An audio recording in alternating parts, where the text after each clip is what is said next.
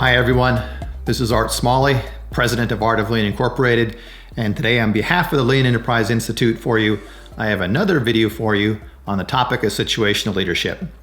Now in previous videos we did the intro and we talked about matching the S1, D1 cases and the D2, S2 cases for what they call directing and coaching style.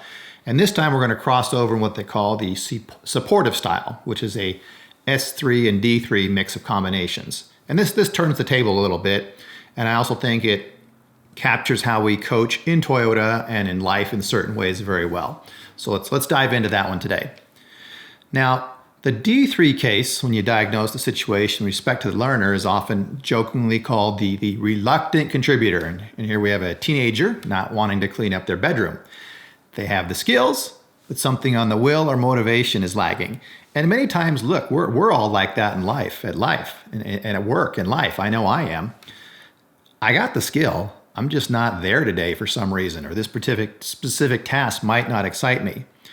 And D3 is characterized by that. You've got demonstrated previous capability. You're generally skillful and adept in the majority of cases, if not all, and you productively contribute. But something else is holding you back in this case. All right?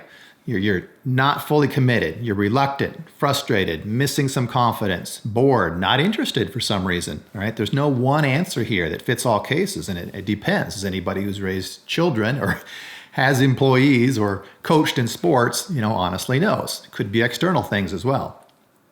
Now, in this S3 case, the situation changes significantly because we've crossed out of the development side of the equation dominantly into the supportive side. By definition, in the S3, D3 cases, okay, D3 case, the person has the skill. Okay? They might be missing something here, something there, but overwhelmingly they have the skill and have demonstrated that in the past. So you have to ratchet things up on the supportive side. Okay? And they want you specifically in terms of supportive side, again, back to empathy and understanding. Why are they hesitant or uncertain? What's the concern? What's the challenge? Why are they not inspired? How do they look at it versus you or the team or other people affected look at the case? How do you motivate them to go forward? Goals, rewards, incentives, things like that. How can you help them in many cases?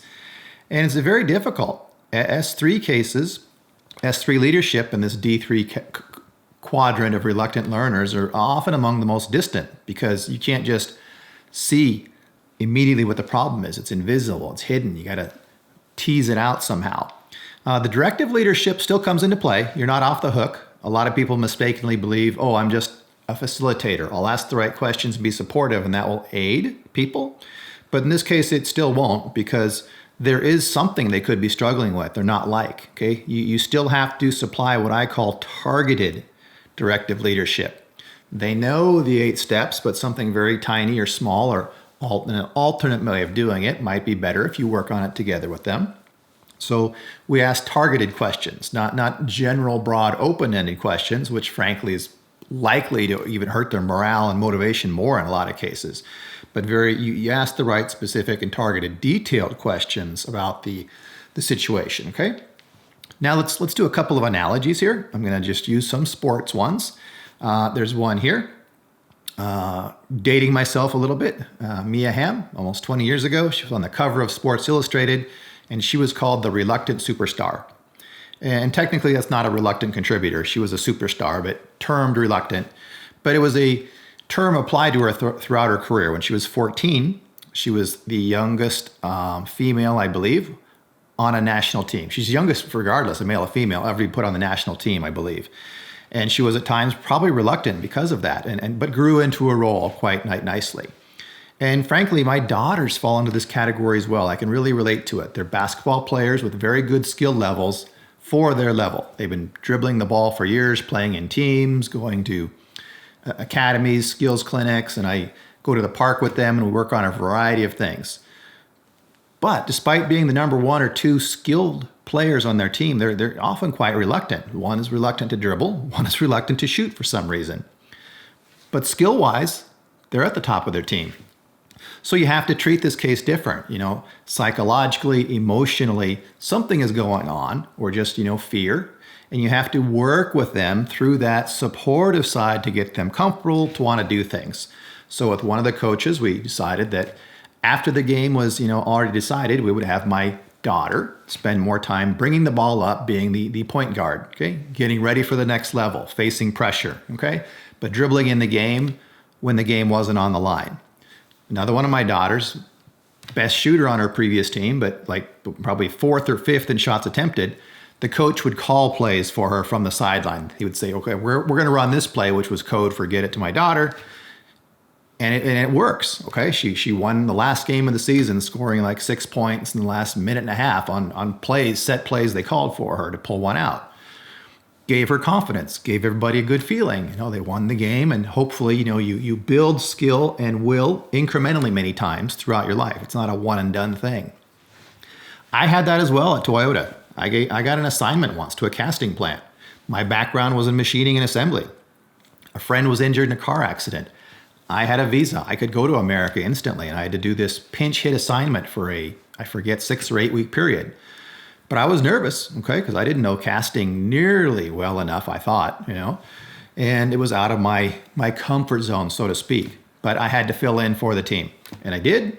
And look, it was when a facility was being built from the ground up. It's a beautiful facility today. 20 years ago, I was there when it was nothing, and we were installing the first machines. And it was a hectic startup, but I had to learn on the job a lot of things. And guess what? Installing casting machines wasn't that different from installing, machine tool machines. And the problems and processes were very similar at the high level, okay? Not at the detail level, but again, at the high level. But I had experts around me. I had people I could call, ask, and help. And we did experience a problem. There was somebody there who could support me and help me, whether it was just emotional support or technical support as needed. And this came to fore in problem solving. A great example of that occurred when I was there. We were having a high defect rate right after startup. I was in charge of helping solve that problem. And I was on the phone with an expert in Japan thinking through it. Look, we were in the root cause, debating this or that. What would cause this trap gas phenomenon to occur intermittently, but not every time? And we talked it through and deduced it and realized that it would be in the drivetrain, a damaged tooth on a gear, we thought, which is what I kind of was expecting, but I didn't have the confidence to propose that and say, look, I got to take the machine down for 4 hours to look at this. But the talk through with the expert on the phone gave me the confidence to do that. And lo and behold, we found the root cause by doing that. And, we fixed it over the weekend. So in that case, it was a combination of skill and will, the emotional support and confidence and motivation to do it, but also a little bit of technical insight the expert provided. He didn't ask me, Art, what do you think the problem is? Or Art, what's the root cause? I would have, been absolutely irritated and frustrated if the person would have done that. I would have been an even more reluctant contributor. I needed help on the 5th why of the root cause, and that's what we debated and discussed. Good coaches know when to do that, okay? So that, in a nutshell, is a high-level look at the D3S3 case. This is a complicated one for me. It's often invisible. It's more about the will, the skill, and you got to be able to coach on both, okay, accordingly. You start with the supportive side, the empathy, the confidence, the relationship, the motivation things to help them. But at the same time, you find the little targeted details that will help them on specific steps, specific goals, roadblocks, resources, things like that to help them get to the next level and get out of that reluctant contributor stage into the performance level you both want. So I hope that helps. And the next video, we'll go on to the favorite for everybody, the ideal situation, which we'd love to have, the D4S4 category of delegating. In the meantime, stay safe, have a great day, and see you in the next video.